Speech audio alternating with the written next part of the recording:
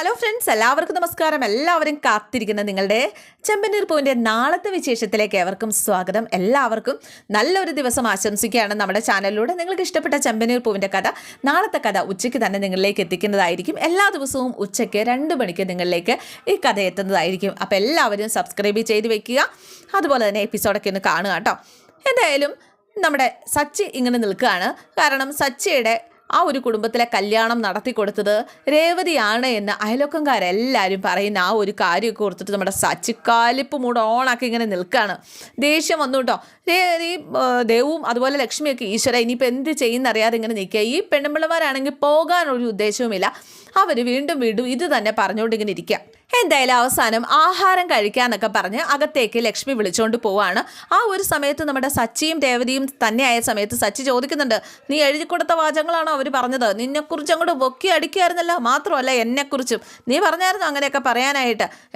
പിന്നെ നിങ്ങൾ കളക്ടറല്ലേ, നിങ്ങൾ വരുമ്പോൾ ഇങ്ങനെയൊക്കെ പറയണം എന്ന് പറഞ്ഞ് എഴുതി കൊടുക്കാനായിട്ട് എന്നൊക്കെ പറഞ്ഞ് നമ്മുടെ രേവതിയും വിട്ടുകൊടുത്തില്ല. പിന്നെ അങ്ങോട്ട് ആഹാരം കഴിക്കാനായിട്ട് പോയി. അല്ലെങ്കിൽ നമ്മുടെ വർഷയുടെയും ശ്രീകാന്തിൻ്റെയും ശാന്തി മുഹൂർത്തമൊക്കെ കഴിഞ്ഞിട്ടുണ്ട്. പിറ്റേ ദിവസം രാവിലെ അവൾ കുളിയൊക്കെ കഴിഞ്ഞിങ്ങനെ നിൽക്കായിരുന്നു. പക്ഷേ റൊമാൻസ് അടിക്കാനായിട്ട് നമ്മുടെ ശ്രീകാന്ത് വന്നു.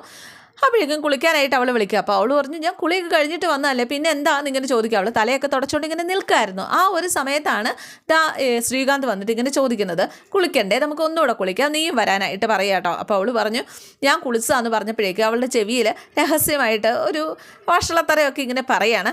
അവസാനം അവൾ ഒന്ന് പോടാ എന്നൊക്കെ പറഞ്ഞ് അവനെ തള്ളി വിടുന്നുണ്ട്. പിന്നെ അവൻ കുളിയൊക്കെ കഴിഞ്ഞിട്ട് വന്നു. അവൾ വാങ്ങിച്ചു കൊടുത്ത ഷർട്ടൊക്കെ ഇട്ടുകൊണ്ട് വന്നു. ദീപാവലി മധുരമൊക്കെ ഇങ്ങനെ പങ്കുവെക്കുകയൊക്കെ ചെയ്യാണ്.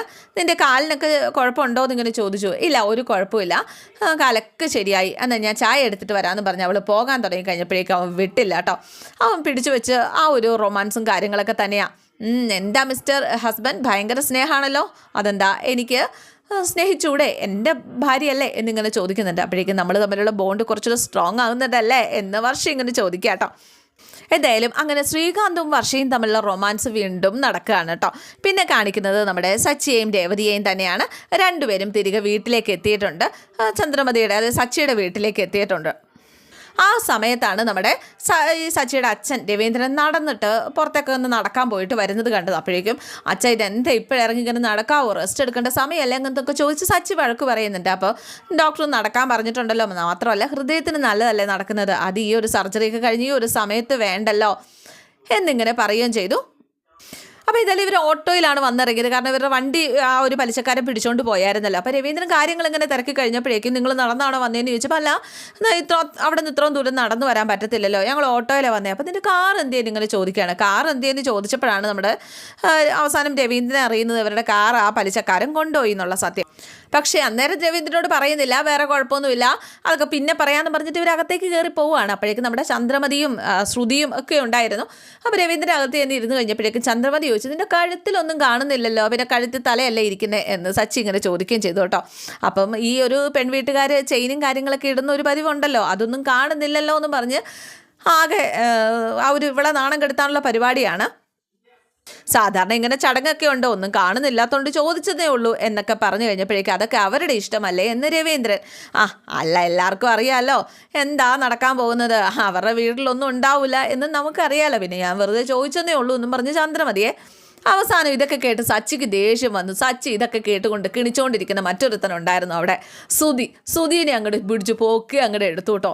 എല്ലാവരും ഞെട്ടിപ്പോയി. എന്നിട്ട് ഈ സുധിയുടെ കൈയും കാലും കഴുത്തൊക്കെ പിടിച്ച് പൊക്കി നോക്കുകയാണ്. അതെ, എവിടെയാണ് ഇവൻ്റെ കയ്യിൽ വളയുണ്ടോ, ചെയിനുണ്ടോ, മോതിരമുണ്ടോ എന്നൊക്കെ ഒന്ന് നോക്കിയതാ.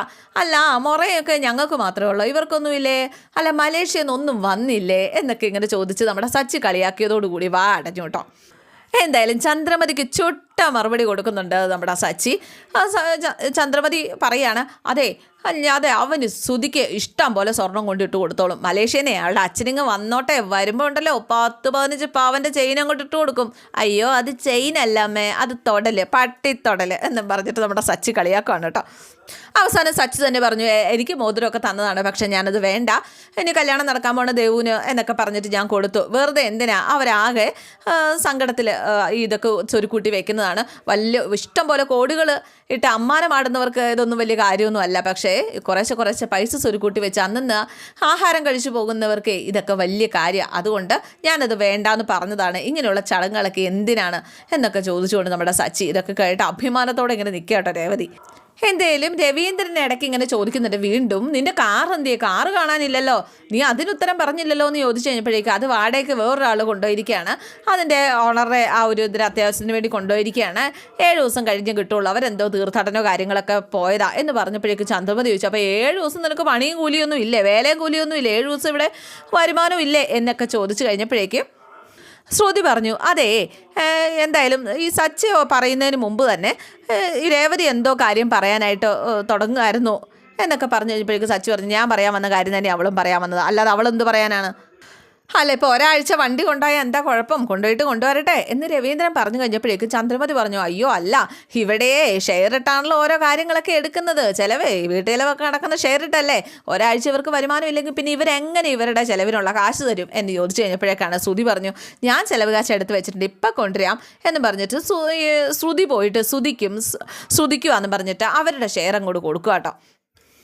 എന്തായാലും നിങ്ങളുടെ പടിയും എടുക്കാനായിട്ട് പറഞ്ഞു കഴിഞ്ഞപ്പോഴേക്കും സച്ചിയും രേവതി ഒന്നും മിണ്ടാതെ ഇങ്ങനെ നിൽക്കുക. ഒന്നും മിണ്ടാതെ ഇങ്ങനെ നിന്നാൽ എങ്ങനെയാ, എന്തായാലും രേവതിക്ക് ജോലിയും കൂലിയൊന്നുമില്ല, അതിൻ്റെ കൂടെ ഇവളുടെ ഷെയറൂടെ നീ അല്ലേ തരണ്ടേ എന്ന് ചോദിച്ചു സച്ചിനെ കളിയാക്കുകയൊക്കെ ചെയ്യാൻ കേട്ടോ. അപ്പോഴേക്കും രവീന്ദ്രൻ പറഞ്ഞു, എന്തായാലും ഒരാഴ്ചയല്ലേ, അവനല്ലേ ഇത്ര നാളും ചിലവാക്കിക്കൊണ്ടിരുന്നത്, പിന്നെ എന്താ കുഴപ്പം, എന്തായാലും ഒരാഴ്ചയ്ക്ക് എന്താ വിശന്ന അവർ തിന്നാതിരിക്കൊന്നും ഇല്ലല്ലോ എന്നും പറഞ്ഞിട്ട് നമ്മുടെ ഈ ചന്ദ്രമതി ആണെങ്കിൽ ഇവരെ കളിയാക്കുന്ന രീതിയിൽ സംസാരിക്കുകയും ചന്ദ്രമതി ആകെ സങ്കടപ്പെടുന്ന രീതിയിൽ ഇവരെ എങ്ങനെയാണ് ഇവരെ നാണം കെടുത്താൻ പറ്റുന്നത്, ഇവരുടെ മനസ്സ് വേദനിപ്പിക്കാൻ പറ്റുന്നത് എന്ന രീതിയിലാണ് ഈ ചന്ദ്രമതി ശ്രമിച്ചുകൊണ്ടിരിക്കുന്നത്. മാത്രമല്ല രേവതി ഏതാണ്ട് ഇഷ്ടം പോലെ കഴിക്കുന്നു, അവൾക്ക് ഇഷ്ടം പോലെ ഭക്ഷണം വേണം എന്ന രീതിയിൽ സംസാരിക്കുകയൊക്കെ ചെയ്തപ്പോഴേക്കും സച്ചി പറഞ്ഞു, അയ്യടാ പിന്നെ ഭക്ഷണം കഴിക്കാത്ത ആരോഗ്യമില്ലാത്ത 2 എണ്ണം ഇരിക്കുന്ന കണ്ടില്ലേ, കണ്ടാൽ പറയത്തില്ലല്ലോ ഒന്നും കഴിക്കാത്ത തിന്നാത്തതാന്നൊക്കെ, ഓരോ ആരോഗ്യം ഇല്ലെന്ന് പറയത്തില്ലല്ലോ എന്നും പറഞ്ഞ് നമ്മുടെ സച്ചി ഇവരെയും കളിയാക്കുകയൊക്കെ ചെയ്യാണ്. എന്തായാലും രേവതിക്ക് ഇത് കേട്ടിട്ട് സന്തോഷമാവുന്നുണ്ട്, കാരണം തന്നെ വിട്ടുകൊടുക്കാതെ സംസാരിക്കുന്നുണ്ടല്ലോ. എന്തായാലും ആ ചർച്ച അവിടെ രവീന്ദ്രൻ ഒത്തുതീർപ്പാക്കി വിട്ടു. നീ വായടച്ച് വെച്ചാൽ മതി എന്ന് ചന്ദ്രമതിയോട് പറയുകയും ചെയ്തു. ഒരാഴ്ചയല്ലേ, മോൻ പോയി റെസ്റ്റ് എടുക്കുക, ഒരാഴ്ച ജോലിക്ക് പോയില്ലെങ്കിലും കുഴപ്പമൊന്നുമില്ല എന്ന് സച്ചിയോട് പറഞ്ഞ് അങ്ങനെ അകത്തേക്ക് കയറി പോവുകയാണ്. രേവതി അകത്തേക്ക് കയറി വന്നു. എന്തായാലും രേവതിക്ക് ഭയങ്കര സന്തോഷമായിട്ടോ, സച്ചിയോട് നന്ദി പറയാനായിട്ട് വന്നതാണ്, താങ്ക്സ് എന്ന് പറഞ്ഞപ്പോഴേക്കും, എന്തിനാ, അല്ല എന്നെ പുറത്ത് എല്ലാവരുടെയും മുന്നിൽ നാണം കെടുത്താതെ എന്നെ വിട്ടുകൊടുക്കാതെ സംസാരിച്ചല്ലോ അതിന്, അപ്പോഴേക്കും നിന്നോടുള്ള സ്നേഹം കൊണ്ടൊന്നും അല്ല ഞാനത് ചെയ്തത്, അവർ ചെയ്തതും പറഞ്ഞതും തെറ്റായതുകൊണ്ട് മാത്രം സംസാരിച്ചു, അല്ലാതെ എനിക്ക് നിന്നോട് പ്രത്യേകിച്ച് ഒരു സ്നേഹവും ഇല്ല എന്ന് തന്നെ പറയാം. എനിക്ക് ആ ഒരു ഇതിൽ നിന്നൊരു മാറ്റവും ഇല്ല, നീ ചെയ്തത് തെറ്റാണ്. പിന്നെ നീ എന്തിനാ കാറ് പോയ കാര്യമൊക്കെ അച്ഛനോട് പറയാൻ തുടങ്ങിയത്, അപ്പോൾ അതെനിക്ക് അറിയാൻ പാടില്ലായിരുന്നു, പറയരുത് എന്ന്. അയ്യോ എല്ലാം ചെയ്തു വയ്ക്കാൻ ഒരു 5000 അറിഞ്ഞില്ലേ, എനിക്ക് അറിയത്തില്ലായിരുന്നേ, അറിയാതെ ചെയ്തതാണേ എന്ന് നമുക്ക് പറഞ്ഞാൽ മതിയല്ലോ, നിനക്ക് എന്നിട്ട് ഇങ്ങനെ പറഞ്ഞ് കൈയും കഴുകാലോ എന്ന് സച്ചി ഇങ്ങനെ ചോദിക്കാം. എന്തായാലും രേവതി ചോദിച്ചു, എന്തിനാണ് സത്യം മറച്ചു വെക്കുന്നത്, തുറന്നങ്ങ് പറഞ്ഞൂടെ എന്ന് ചോദിച്ചു കഴിഞ്ഞപ്പോഴേക്കും തുറന്നു പറഞ്ഞിട്ട് പൈസ ഇല്ല, ഒന്നും കൊടുക്കാനില്ല, ചിലവ് കാശില്ല എന്നും പറഞ്ഞിട്ട് ജോലിയും കൂലിയും ഇല്ലാത്ത എന്നെ അവർക്ക് കളിയാക്കാനായിട്ട് നിനക്ക് ഇട്ടുകൊടുക്കണം, അതല്ലേ സുധിയെ പറയുന്നത് പോലെ എന്നെ പറയിക്കണം, അതല്ല നിൻ്റെ ആഗ്രഹം എന്നൊക്കെ ചോദിച്ചുകൊണ്ട് നമ്മുടെ സച്ചി. അപ്പോൾ എന്തായാലും ആ പലിശക്കാരനെ കണ്ടിട്ട് കാറ് തിരിച്ചു ചോദിച്ചാലോ എന്ന് ചോദിച്ചു കഴിഞ്ഞപ്പോഴേക്കും, അയ്യോ പിന്നെ അവൻ്റെ കാറിന് വേണ്ടിയിട്ട് ഞാൻ പോയി കാല് വീഴാനോ നടക്കത്തില്ല, സച്ചി അതിനെ കിട്ടത്തില്ല എന്ന് രേവതിയോട് പറയും. അമ്പിലും വില്ലും അടുക്കാതെ സച്ചി ഇങ്ങനെ നിൽക്കുക. രേവതിയാണ് എന്ത് ചെയ്യുന്ന അറിയാതെയും. പിന്നെ നീ വിചാരിച്ചേക്കരുത്, നിൻ്റെ വീട്ടിൽ വന്നിട്ട് ഞാൻ വളരെ സന്തോഷത്തോടെ ചിരിച്ച് കളിച്ച് സംസാരിക്കുകയൊക്കെ ചെയ്തു, അതുകൊണ്ട് നിന്നോടുള്ള ദേഷ്യം പോയിന്ന് നീ വിചാരിക്കരുത്, നിന്നോടുള്ള ദേഷ്യം ഈ ജന്മത്ത് പോവത്തില്ല, നിന്നെ ഞാൻ ഇനി സ്നേഹിക്കുകയില്ല. മാത്രമല്ല എൻ്റെ അച്ഛൻ പറഞ്ഞു വന്നു, അവിടെ കാര്യങ്ങളൊക്കെ ചെയ്തു, എല്ലാം എൻ്റെ അച്ഛന് വേണ്ടി മാത്രം, മനസ്സിലായോ? പിന്നെ നിൻ്റെ കാര്യം നീ നോക്കിക്കോണം, നീ എൻ്റെ കാര്യം നോക്കേണ്ട കാര്യമില്ല, മാറങ്ങോട്ട് എന്നും പറഞ്ഞിട്ട് നമ്മുടെ രേവതിയെ തള്ളി മാറ്റി സച്ചി അങ്ങ് പോവുക. എന്തായാലും സച്ചി പുറത്തേക്ക് ഇറങ്ങിപ്പോയി, കുറേ നടന്ന് എവിടെയെങ്കിലും ഒരു ജോലി, അതാണ് സച്ചിയുടെ ആഗ്രഹം. അങ്ങനെ സച്ചി ഒരു ജോലിക്ക് വേണ്ടിയിട്ട് ചെന്ന് കഴിഞ്ഞപ്പോഴേക്കും ഈ പലിശക്കാരനുമായിട്ടുണ്ടായ വഴക്കിനെ കുറിച്ച് ചോദിക്കുകയാണ്. വെറുതെ വഴക്കുണ്ടാക്കാനൊക്കെ ആയിട്ട് പോയത്, കാരണം അയാൾക്ക് നല്ല സ്വാധീനമുള്ളതാണ്, ഇനി മറ്റൊരിടത്ത് ജോലി കിട്ടുന്നു തോന്നുന്നുണ്ടോ എന്നൊക്കെ ചോദിച്ചു കഴിഞ്ഞപ്പോഴേക്കും അയാൾ എൻ്റെ അച്ഛനെക്കുറിച്ചാണ് സംസാരിച്ചത്, എൻ്റെ അച്ഛന് വേണ്ടിയിട്ടാണ് ഞാൻ പൈസ ചോദിച്ചത്, അന്നേരം അയാൾ വലിയ ആൾ കളിച്ച് സംസാരിക്കുക, എൻ്റെ അച്ഛൻ്റെ ജീവന് വേണ്ടിയിട്ടായിരുന്നില്ലേ എന്നൊക്കെ ഇങ്ങനെ ചോദിക്കുകയാണ് നമ്മുടെ സച്ചിയും. പക്ഷേ അവരിതൊന്നും കേൾക്കാനായിട്ട് കൂട്ടാക്കുന്നില്ല. എന്തായാലും അവർ ബാക്കി എല്ലാ ഇടത്തേക്കും പറഞ്ഞിട്ടുണ്ട്, എല്ലായിടത്തേക്കും വിളിച്ച് പറഞ്ഞിട്ടുണ്ട്, എല്ലാ ട്രാവൽസിലേക്കും അയാൾ വിളിച്ച് പറഞ്ഞിട്ടുണ്ട് നിനക്ക് ജോലി തരരുത് എന്ന്. അതുകൊണ്ട് തന്നെ എവിടെ പോയാലും ജോലി കിട്ടുന്നൊന്നും പ്രതീക്ഷിക്കേണ്ട. പിന്നെ ഇവിടെ ജോലി ഇല്ലാത്തതുകൊണ്ടാണ് കേട്ടോ, ഉണ്ടായിരുന്നെങ്കിൽ ഞാൻ തന്നേനെ എന്ന് ഇയാൾ പറയുകയും ചെയ്യുന്നു. എന്തായാലും സച്ചിയുടെ കൂട്ടുകാരനോട് വിഷ്ണുവോട് കാര്യങ്ങളൊക്കെ ഇങ്ങനെ പറഞ്ഞിട്ട് എനിക്കൊരു ജോലി എവിടെയെങ്കിലും ഒന്ന് സംഘടിപ്പിച്ച് തരാമോ, രാവിലെ മുതൽ അന്വേഷിച്ച് നടക്കുകയാണ്. എന്നിട്ട് തൻ്റെ അവസ്ഥ ഇങ്ങനെ പറയുകയാണ് കേട്ടോ. എന്തായാലും ഒരു ട്രാവൽസ് അവിടെ ആളെ ആവശ്യമുണ്ടെന്നൊക്കെ കേട്ടായിരുന്നല്ലോ, അവിടെയൊക്കെ ഞാൻ പോയി നോക്കി, അവർക്ക് ആളെ ആവശ്യമുണ്ട്, പക്ഷേ എന്നെ ആവശ്യമില്ല. ആ പലിശക്കാരൻ അവിടെ എല്ലാം തടയിട്ടിരിക്കുകയാണ്. ഞാൻ പറഞ്ഞതല്ലേ വെറുതെ അയാളെ പിണക്കണ്ടാന്ന്, ഇപ്പം മനസ്സിലായോ? ഇനിയിപ്പോൾ എന്താ ചെയ്യുന്നത്? എന്തായാലും നിൻ്റെ ഭാഗത്തും തെറ്റുണ്ട്. നീ തിടുക്കപ്പെട്ട അവൻ്റെ തല്ലാനൊന്നും പാടില്ലായിരുന്നടാ. എടുത്തിയാടി ചെയ്തത് വലിയ തെറ്റ് തന്നെയാണ്. ഞാൻ എടുത്തിയാടിയിട്ടൊന്നുമല്ല, അവൻ്റെ വർത്തമാനത്തിന് അടിക്കുക തന്നെ വേണം എന്ന് സച്ചി ഇങ്ങനെ പറയാണ്. എന്തായാലും നിനക്കൊരു ജോലി കിട്ടിയില്ലല്ലോ, ഇപ്പം നിനക്ക് ദേഷ്യപ്പെടാം, പക്ഷേ ഒരു ജോലിയും കിട്ടിയോ എന്ന് ചോദിച്ചു കഴിഞ്ഞപ്പോഴേക്ക് സച്ചി പറഞ്ഞു, എന്തായാലും ഈ നാട്ടിൽ കേരളത്തിൽ എന്തായാലും ഓരോടത്തും എനിക്ക് ജോലി കിട്ടാവുന്നിരിക്കില്ലല്ലോ, എന്തെങ്കിലും ഞാൻ ജോലി ചെയ്യും, വണ്ടി ഓടിക്കാൻ പറ്റിയില്ലെങ്കിലേ എന്തെങ്കിലും ഞാൻ ചെയ്യും എന്ന് സച്ചി ഇങ്ങനെ പറയാം. എന്തായാലും നമ്മുടെ ചന്ദ്രമതി രേവതിയോട് പോരെടുക്കാൻ തന്നെയാണ് തീരുമാനിച്ചിരിക്കുന്നത്. രേവതി അവിടെ ഓരോ ജോലിയൊക്കെ ചെയ്തുകൊണ്ടിരിക്കുന്ന സമയത്താണ് ചന്ദ്രമതിക്ക് ഒരു കോള് വന്നത് ആ ഒരു പലചരക്ക് കടയിൽ നിന്നാണ്. സാധനങ്ങളൊക്കെ കൊണ്ടുവരാണ്, ഇത്ര രൂപയായി എന്നിങ്ങനെ പറയാം കേട്ടോ. എന്തായാലും രേവതിയുടെ കയ്യിലോ സച്ചിയുടെ കയ്യിലോ കാശില്ലാന്ന് മനസ്സിലാക്കിയിട്ടാണ് ചന്ദ്രമതി, അവൻ നിനക്ക് കാശ് വല്ലതും തന്നിട്ടാണോ പോയത് ഇങ്ങനെ ചോദിക്കുന്നുണ്ട്. അപ്പോഴേക്ക് രേവതി പറഞ്ഞില്ല, ഒന്നും തന്നിട്ടില്ല. എന്നെ ഒന്നും തരാതെ പോയത് എത്ര രൂപയാവും എന്നറിയാവോ, പൈസ ഒന്നും തരാതെ ഞാൻ എന്ത് ചെയ്യാനാ എന്നൊക്കെ ചോദിച്ചപ്പോഴേക്കും ഇവള് പറഞ്ഞ് ജോലിയൊന്നും ഇല്ലയെന്ന് പറഞ്ഞതല്ലേ, ഇനി ഒരു ആഴ്ചത്തേന് ജോലി ഉണ്ടാവില്ല എന്ന് രേവതി പറഞ്ഞു കഴിഞ്ഞപ്പോൾ ഒരാഴ്ചത്തേന് ജോലി ഉണ്ടാവില്ല, അതെന്നും പോലെ ഇന്നലെ പോലെ. അപ്പോൾ കഴിഞ്ഞ ദിവസമൊക്കെ ജോലി ചെയ്തതിൻ്റെ കാശോ എല്ലാം നിൻ്റെ വീട്ടിൽ കൊണ്ട് കൊടുത്തോ?